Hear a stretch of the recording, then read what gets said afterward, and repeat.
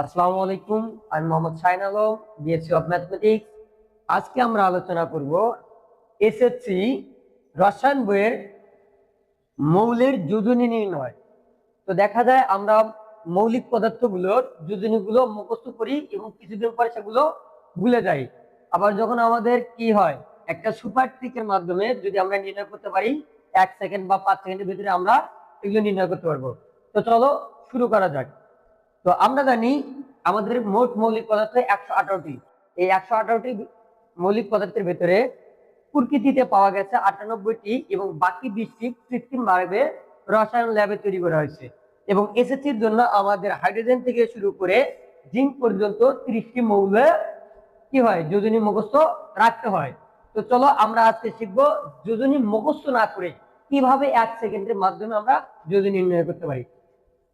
তো দেখো, হাইড্রোজেন, নিয়ন, আর্গন এরা হচ্ছে কি নিষ্ক্রিয় মৌল, অর্থাৎ এরা 18 নম্বর গ্রুপের মৌল। এরা কখনো বন্ধনে অংশগ্রহণ করে না। আর আগেই বলে নেই যে যোজনী কাকে বলে। একটা মৌলিক পদার্থ অপর একটি মৌলিক পদার্থের সাথে যুক্ত হওয়ার ক্ষমতাকেই যোজনী বলে, অথবা ইলেকট্রন বিন্যাস শেষে বহিষ্ঠ কক্ষপথে যে কয়টি বিজোড় ইলেকট্রন থাকে তাদেরকেই যোজনী বলে। তো চলো দেখো, হাইড্রোজেনের যোজনী কত এটা আমরা মনে রাখবো এইভাবে। দেখো, এই হিলিয়াম, নিয়ন এবং আর্গন এদের কাছ থেকে কে কতটা দূরে অথবা কতটা কাছে আছে, এটা হচ্ছে তার যোজনী সংখ্যা নির্দেশ করাবো আমরা। তো দেখো, হাইড্রোজেন থেকে যদি হিলিয়ামের কাছে যেতে চাই, তাহলে আমাকে কয়টা ঘর যেতে হবে? দেখো তো, 2 থেকে 1 বাদ দিলে 1। সুতরাং হাইড্রোজেনের যোজনী হবে অর্থাৎ কত, আমাদের হাইড্রোজেনের যোজনী হবে 1। এরপর দেখো, হিলিয়ামের যোজনী আমি তো আগে বলছি এদের কোনো যোজনী নাই, এরা হচ্ছে নিষ্ক্রিয়। নিয়ন নিষ্ক্রিয়, আর্গন নিষ্ক্রিয়, এদের কোনো যোজনী নাই, এদের যোজনী হচ্ছে 0। এরপর দেখো লিথিয়াম, আমি যদি লিথিয়াম থেকে সোডিয়াম নিয়নের কাছে যাই, তাহলে দেখো আমাদের অনেক দূর যেতে হবে। কিন্তু লিথিয়াম থেকে যদি আমি হাইড্রোজেনের কাছে আসি, হিলিয়ামের কাছে আসি, তাহলে দেখো কয়টা ঘর আসতে হবে? মাত্র একটা ঘর। তাহলে লিথিয়ামের যোজনী কত হবে? অন। এবার ব্রিলিয়াম থেকে যদি আমি আসতে চাই, তাহলে দেখো তো এখানে আসতে গেলে 1 ঘর 2 ঘর, তাহলে ব্রিলিয়ামের যোজনী 2। এবার দেখো ব্রোনের যোজনী কত হবে? ব্রোন দেখো 5। 5 থেকে যদি আমি 2 আসতে চাই, তাহলে দেখো তো কত ঘর আসতে হবে? 5 থেকে 2 বাদ দিলে 3। এরপর দেখো, আমি যদি এখান থেকে এই দিকে যাই, তাহলে দেখো 5 থেকে 10 গেলে আমার আরো কত প্রয়োজন? 5 প্রয়োজন। তার মানে আমাদের ব্রোনের যোজনী 3 হবে, 5 হবে। এরপর দেখো কার্বনের যোজনী, আমি যদি এই দিকে যাই, 6 থেকে 10 কাছে যাই, তাহলে আমাদের 4 লাগে। এরপর 6 থেকে যদি আমি 2 কাছে আসতে চাই, তাহলেও 4 লাগে। তাহলে দেখো কার্বন যোজনী আমি কত পেলাম? 4। এছাড়াও কার্বনের আরেকটি যোজনী আছে, সেটা হচ্ছে কত? 2। আমরা জানি কার্বনের যোজনী 2 এবং কত? 4।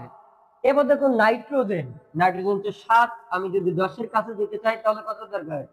7 আর 3 হচ্ছে 10। তাহলে নাইট্রোজেন কত? 3।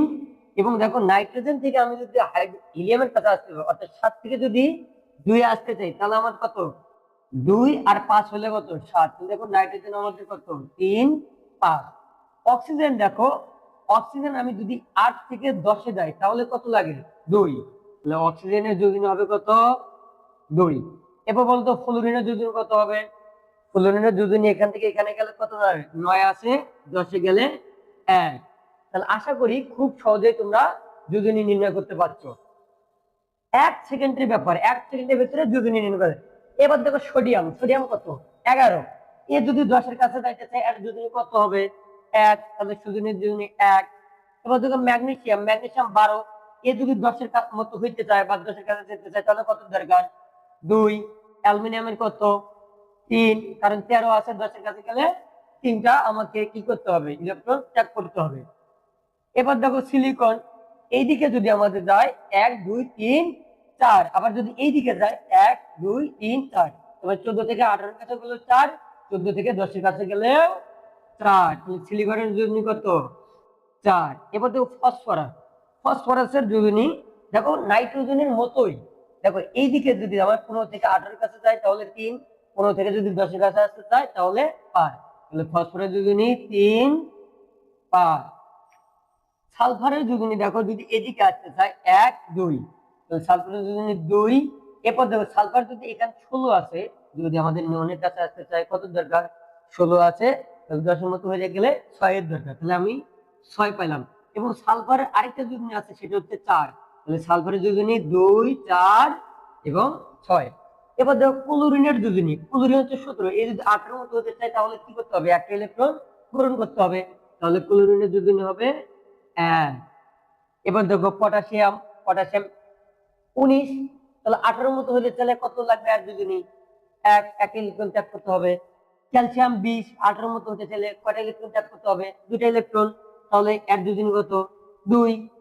এরপর দেখো স্ক্যান্ডিয়াম, স্ক্যান্ডিয়াম যদি আর্গনের মতো হতে চায় তাহলে কয়টা ইলেকট্রন ত্যাগ করতে হবে, 21, 20, 19, 18, এখান থেকে 3 বার আসতে হচ্ছে, তার মানে এর দুজনই হবে 3। এবার দেখো টাইটানিয়াম, টাইটানিয়াম কত দেখো তো, এখান থেকে 22 আর 4 কত লাগে, 4, তাহলে টাইটানিয়ামের যোজনী 4। ভ্যানাডিয়ামের যোজনী কত হবে, 5। ক্রোমিয়ামের যোজনী কত, 6। এবং ক্রোমিয়ামের আরেকটা যোজনী আছে, সেটা হচ্ছে ক্রোমিয়ামের যোজনী 3, তাহলে ক্রোমিয়াম কত হয়, 3 এবং হচ্ছে 6। তো আশা করি তোমরা খুব সহজে 1 সেকেন্ডের ভিতরে যোজনীগুলো নির্ণয় করতে পারছো।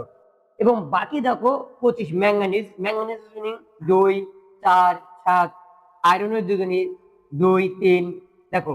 এরপর দেখো কোবাল্ট 2, 3, দেখো 26 এবং 27, 2, 3। এরপর দেখো নিকেল 2, কপার 1 এবং 2, এরপর জিঙ্ক হচ্ছে কত, 2। দেখো তো এখানে বাইরের কক্ষপথগুলো 2 আছে, কিন্তু কপারে কত আছে, 1 আছে। যেহেতু এটা 30 এর থেকে কম, তো আমরা 30টা মৌলিক পদার্থের যোজনী খুব সহজে নির্ণয় করা শিখলাম। আশা করি তোমরা বুঝতে পারছো। আসসালামু আলাইকুম।